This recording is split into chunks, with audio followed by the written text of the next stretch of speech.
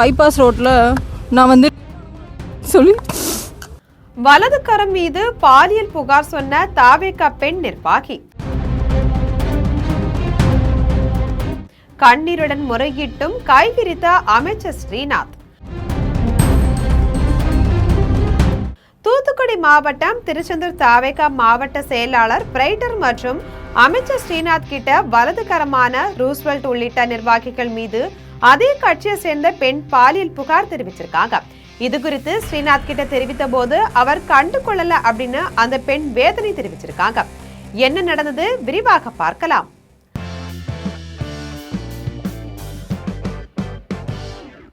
தூத்துக்குடி மாவட்டம் ஆறுமுகநேரி பகுதியை சேர்ந்த பெண் ஒருவர் தாவேகாவில நிர்வாகியா திருச்செந்தூர்ல செயல்பட்டு வராங்க.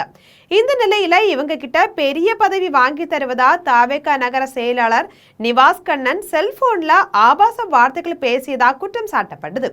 மேலும் கட்சியில வேறு பெரிய பொறுப்பு வேண்டும் அப்படின்னா மேலே இருக்கிறவங்க கிட்ட பொறுப்பாளர்கள் கிட்ட அனுசரித்து செல்லணும் அப்படின்னு அந்த பெண் கிட்ட நிவாஸ் கண்ணன் கூறி வந்திருக்காங்க. இதுக்கு அப்புறம் நிவாஸ் கண்ணன் குறித்து திருச்செந்தூர் தொகுதி மாவட்ட கழக செயலாளர் பிரைட்டரிடம் புகார் தெரிவிச்சிருக்காரு அந்த பெண். ஆனா பிரைட்டரும் எங்களை அனுசரித்தாதான் உனக்கு கட்சியில பெரிய பொறுப்பு வாங்கி தருவோம் அப்படின்னு கூறி மிரட்டியதா கூறப்படுது. இந்த நிலையில மணப்பாடு பகுதியை சேர்ந்த தாவேகா ரூஸ்வெல்ட் அந்த பெண்ணை தொலைபேசியில தொடர்பு கொண்டு மாவட்ட செயலாளர் பிரைட்டர் மற்றும் நான் கூப்பிடும் போது கூப்பிடுற இடத்துக்கு வந்து எங்களை சந்தோஷப்படுத்தினா மட்டும்தான் கட்சியில பெரிய பொறுப்பு வாங்கி தருவோம் அப்படின்னு மிரட்டியிருக்காங்களாம்.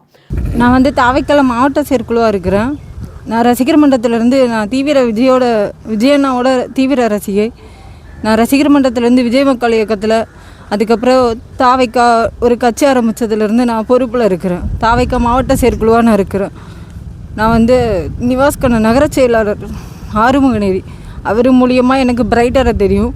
பிரைட்டர் மூலியமாக மனவயிறு சொல்ல தெரியும். இவங்க எல்லாருமே சேர்ந்து என்னைய ஒரு பொறுப்பை வாங்கி தரேன்னு சொல்லிட்டு ஆசை வார்த்தை கூறி என்னைய ரொம்ப டார்ச்சர் பண்ணாங்க. அதுக்கப்புறம் நான் வந்து வாட்ஸ்அப்ல வீடியோ காலில் வரும்படியும் இரவு நேரங்களை அழைத்து தொந்தரவு செஞ்சிருக்காங்களாம். இதை தவிர்த்தாலுமே கூட மாறி மாறி வாட்ஸ்அப்ல ஆபாசமான படங்களை அனுப்பி டார்ச்சர் கொடுத்திருக்காங்க. மேலும் திருச்செந்தூர் முழுக்க தன்னை வேறு மாதிரி பழக்க வழக்கம் கொண்ட பெண் அப்படின்னு இவங்க எல்லாம் பொய்யா பரப்பி வராங்க அப்படின்னு கண்ணீர் மல்க தெரிவிச்சிருக்காங்க. தொடர்ந்து கடும் மன உளைச்சலுக்கு ஆளான தாவேகா பெண் நிர்வாகி தங்களுடைய நடவடிக்கை குறித்து தமிழக முதலமைச்சர் கிட்ட மற்றும் அமைச்சர்கள் கிட்டையும் புகார் கூறுவேன் அப்படின்னு மிரட்டிருக்காங்களாம். வாட்ஸ்அப்பில் கால் பண்ணுறது, வீடியோ கால் பண்ணுறது, அதுக்கப்புறம் தவறுதலாக நான் வந்து ஒரு காயல்பட்டினம் பைபாஸ் ரோட்டில் நான் வந்து நிர்வாணமாக நின்று சொல்லி என்னை தாவைக்கா துண்டு போட்டு ஆன் டைமில் 12-2 மணிக்கு நான் நின்னேன்னு சொல்லி நிவாஸ் கண்ணன் வந்து பிரைட்டர்கிட்ட சொல்லி நான் அப்போ அதில் வந்து நான் வந்து அன் டைமில் போலீஸ்காரங்கிட்ட வந்து நான் லிஃப்ட் கேட்ட மாதிரியும் அது திருச்செந்தூர் தொகுதி ஃபுல்லாக பரப்பிட்டு இருக்காங்க, என்னை அசிங்கப்படுத்திட்டு இருக்காங்க.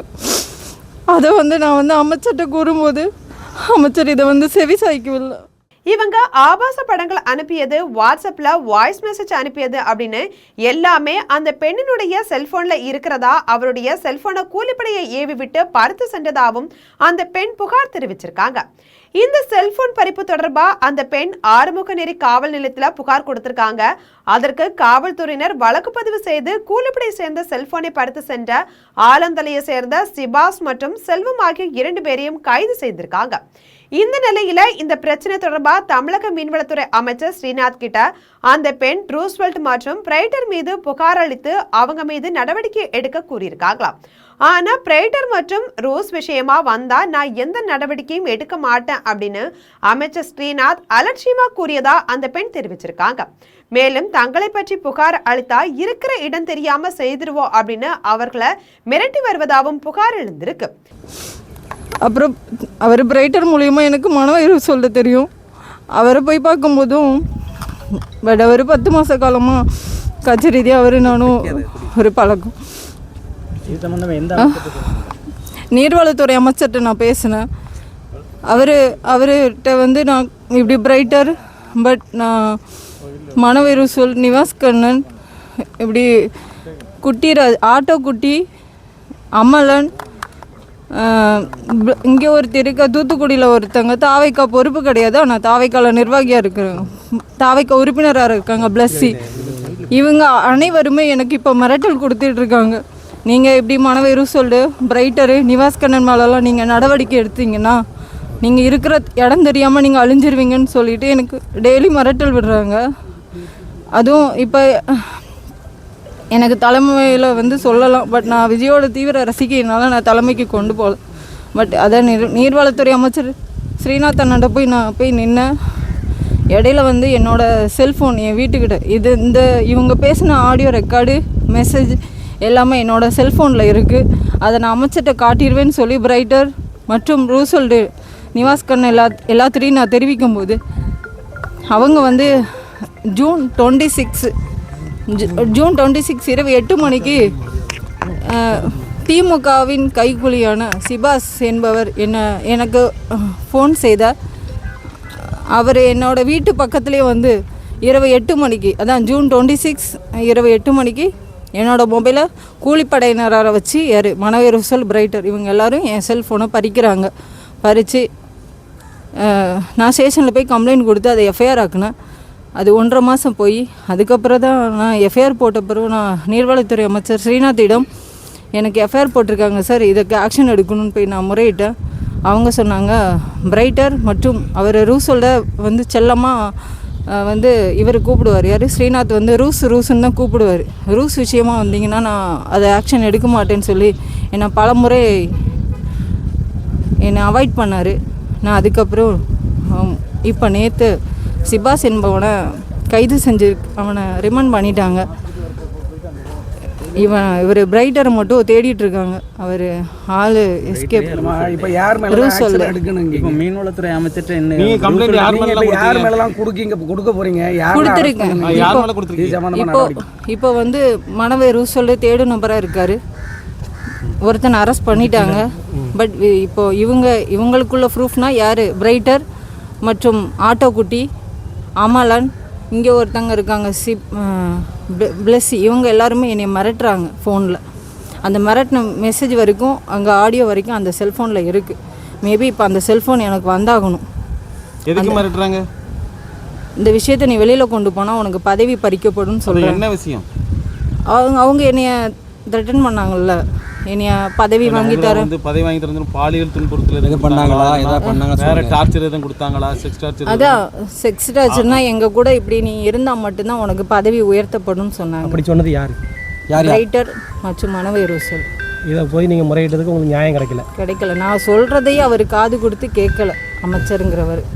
நான் அமைச்சர்கிட்ட பலமுறை அமைச்சரோட பிஏ ஸ்ரீதர் சார்ட்டையும் போய் நான் ரெக்கமெண்ட் பண்ணேன். ஏன்னா இவன் வந்து திமுகவில் இருந்து தான் எங்கள் தாவைக்காவுக்கு வந்தான். தாவைக்காலேருந்து எலெக்ஷனோட பணம் வாங்கிட்டு திமுகவில் போயிட்டான். அந்த ஃபைலை கூட நான் அவர்கிட்ட கொடுத்துருக்கேன். இது வரைக்கும் எனக்கு அதுக்கு பதில் இல்லை அமைச்சர்கிட்ட இருந்து. என்ன முதல்வர்கிட்ட எதுவும் கம்ப்ளைண்ட் தெரிவிச்சிருக்கீங்களா? தனிப்பிரிவுக்கு எதுக்கும் இல்லை, தெரிவிக்கலை. நான் அமைச்சரை தான் நான் தலைமையிலுக்கு போனேன். அமைச்சரை போய் பார்க்க சொன்னாங்க. அமைச்சர்கிட்ட போய் எந்த பதிலும் இது வரைக்கும் எனக்கு கிடைக்கல. தொடர்ந்து கூட்டிட்டு போன மாதிரி ஒரு தகவல் சொல்றாங்க. எப்படின்னா சென்னைக்கு உங்களை கூட்டு போயிருந்ததாக தான் சொல்றாங்களே. அப்படி யாருன்னா உங்களை நீங்க அவங்க கூட போயிருந்த மாதிரிலாம் மிரட்டி கூட்டிட்டு போனாங்கன்ற மாதிரி தான் சொல்றாங்க. எங்க யாரு கூட போயிருந்தேன்? இந்த நீங்க சொல்லக்கூடிய நபர்கள் வந்து உங்களை சென்னைக்கு தான் அழைச்சிட்டு போயிருந்தாங்களா? கொஞ்ச நாளைக்கு முந்தைய இருக்கும். சென்னைக்குன்னா நாங்கள் கட்சி ரீதியாக நாங்கள் போயிருக்கோண்ணா. மற்றபடி உடல் ரீதியானா இப்போ பாலியல் தொல்லை கொடுத்தாங்களா உங்களுக்கு? அதுதான் இவங்க வாட்ஸ்அப் மெசேஜ் தான். பட் அதான் அந்த காயல்பட்டினத்தில் என்னை பைபாஸ் ரோட்டில் நின்னேன்னு சொல்லி இப்போ என்னை ஒரு அலிகேஷன் ஓடிட்டுருக்கு. அதுதான் நான் சொன்னேன், ஒரு கட்சியில் இருக்கிற பொண்ணு இப்படியா உங்கள் வீட்டில் ஒரு பொண்ணாக இருந்தால் நீங்கள் இப்படி பேசுவீங்களான்னு சொல்லி நான் சண்டை போட்டேன். ஆமாம் பொய்யான தகவல். ஏன்னா தலைமையில் நான் ரிப்போர்ட் கொடுத்தேன் பிரைட்டர் மேலே. அதனால இந்த அலிகேஷன் என்னையை வச்சு தூத்துக்குடி டு மாவட்ட செயலாளர். எனக்கு அதையும் நான் சொன்னேன் தலைமையில். அவங்க ஆக்ஷன் எடுக்கிறேன்னு சொன்னாங்க. இல்லை, இப்படி வந்து பெண் நிர்வாகி மேலே வந்து பாலியல் குற்றச்சாட்டு இந்த மாதிரி நிறைய நடந்துக்கிட்டு தான் இருக்குது. ஏன் அரசு நடவடிக்கை எடுக்க அவங்க தயங்குறாங்க அவங்க தமிழ்? இல்லை, எங்கள் அரசு நடவடிக்கை எடுத்துகிட்டு தான் சார் இருக்குது. மேபி இந்தமாரி ஆட்களை கூட வச்சுட்டு இருக்க போய் தானே எங்களுக்கு இது.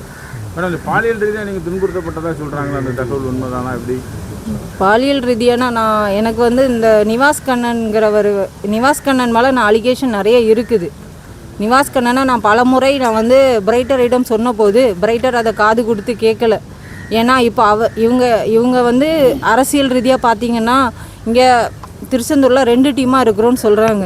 ஏன் 2 டீமாக இருக்கோம்? நீங்கள் பெண்ணை ஒழுங்காக மதித்தாதானே உங்கள் கூட நாங்கள் வந்து பிரைட்டர் கூட இருக்க முடியும்.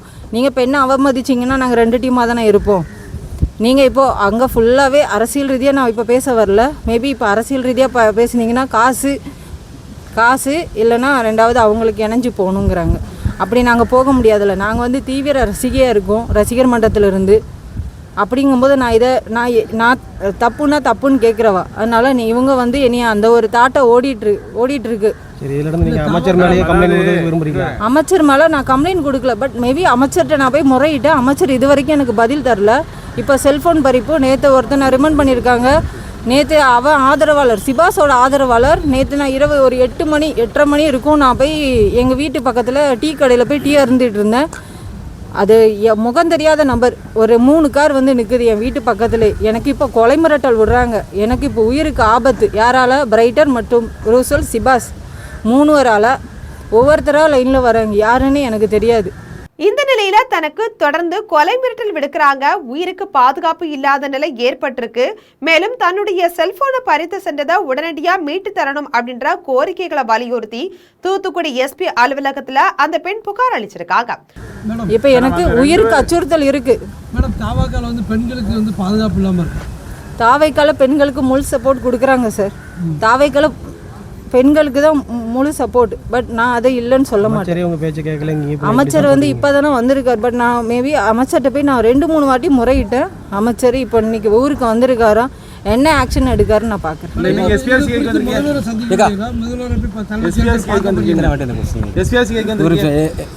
இப்போ நேற்று வந்து ஆக்ஷன் இப்போ எனக்கு இப்போ கொலை மிரட்டல் விடுறாங்க. யார்? அதான் நான் ஒரு 4 பேர் சொன்னேன்ல. இதுக்கு முன்னாடி என்னை பிளஸ்ஸிங்கிறவா ரூசல்கிட்ட 75,000 ரூபாய் வாங்கியிருக்காங்க. மேபி அதை கொடுக்கல.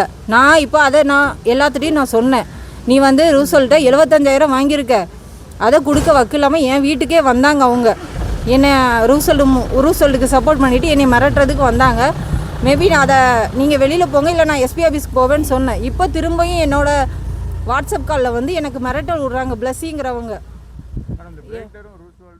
தான் விஜய் ரசிகையா இருந்து தமிழக வெற்றி கழகம் அப்படின்ட்டு கட்சியாகி இருக்கக்கூடிய நிலையிலையும் பணியாற்றி வராராம்.